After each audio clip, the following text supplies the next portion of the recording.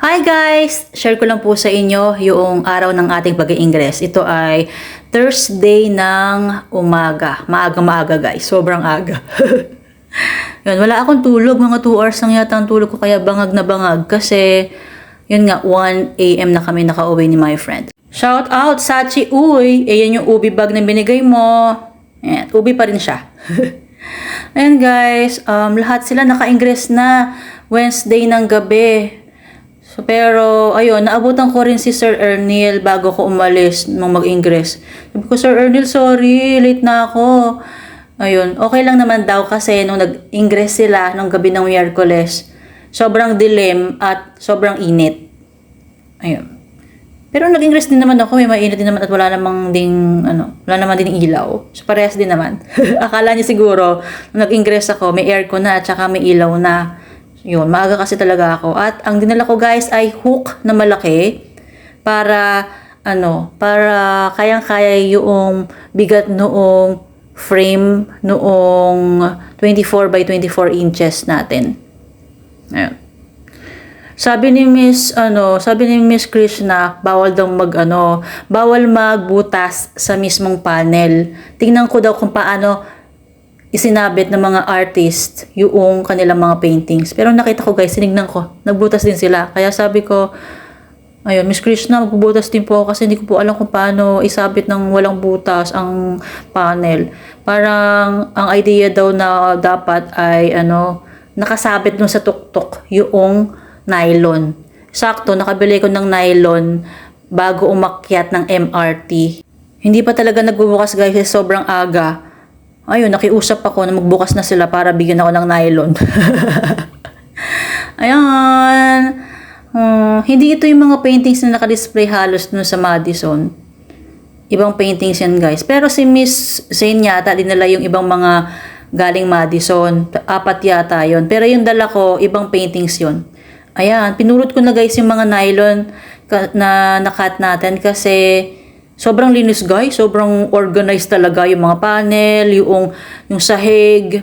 Tapos, ako umakyat kasi guys doon sa may tungtungan, kaya naputikan. Hindi ko matanggal, hindi ko makuskus. Ma'am, pipinturahan ko na lang po. Sabi ng mga tao doon sa kilid-gilid. Ayun, talagang sila yung nag-aayos nung ayun, kasi hindi ko maabot kaya inakyat ko. Ayun. Talagang may taga-pintura, taga-ayos. Bagong-bago yung panel nila. As in, bagong gawa. Wala pang mga butas-butas. Kaya, hindi daw pwede na magbutas kasi, syempre, gagamitin pa rin sa ibang mga exhibit yan. Ang ating, ang ating organizer ay mismong gateway, gallery. Hindi kwarto arts. Hindi. Bale, yung kwarto arts ay parang kumuha lang ng mga booth. Siguro mga 3 lang. Yun. At kabilang ako sa number 15 na booth. Ayan. Yan. Yung iba mayroong pang taklob na kulay black na tela.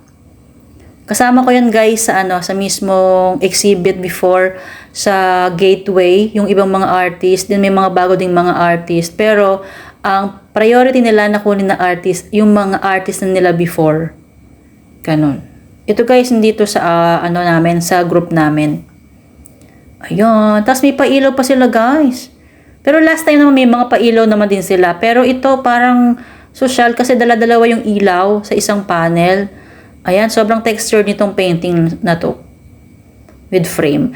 And nagustuhan ko yung yung style nila talaga. Sobrang organized na organized. Pero mahigpit talaga guys. Mahigpit sila. At yung artwork guys, sa mismong event, nandyan sila. Sa tabi lang. Bumili pa nga ako ng isang 16 by 22 inches na box type canvas. Ayan siya. Ayan. Bumili rin ako ng kulay white, ng kulay gold, at kulay yellow. Wala silang turquoise. Yun.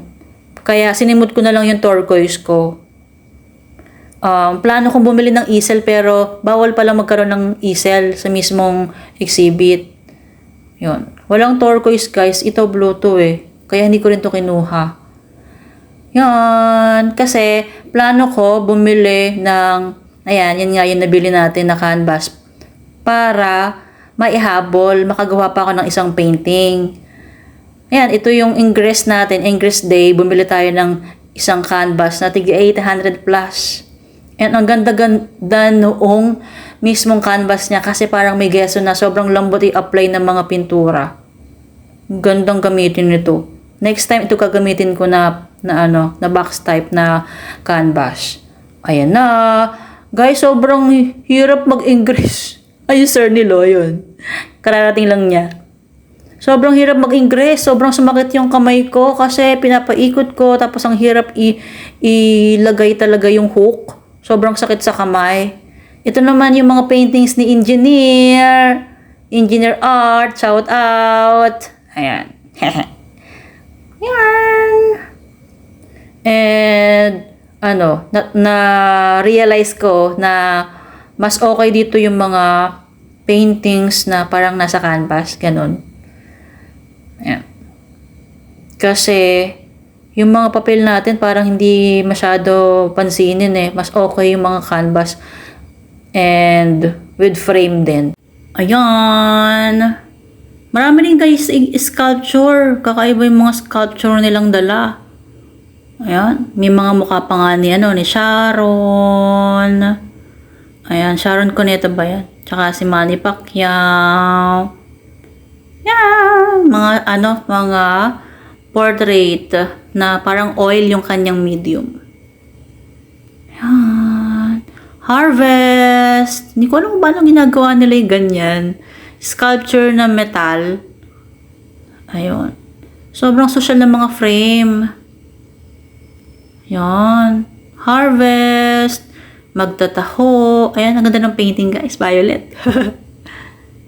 Magtataho. Tindera ng balot. Mangingisda na may aso. Ayan, mga bonggalicious guys yung kanilang mga paintings saka sculpture. Yay! Tapos yung sa akin naman, magkano lang yung frame ko. Ayan naman, sculpture din, dancer, nagbibisikleta na may aso. Yung kanyang lagayan na wood, yun, mga metal. Kakaiba guys, ang kanilang mga paintings. Yung iba dyan guys, gumagalaw. Ito naman, papel lang yan. Sculpture na papel. Galing sobrang mga creative talaga yung mga Pilipino. Yan lang siya, papel lang sculpture. Ito guys pala yung natapos kong painting. Yay!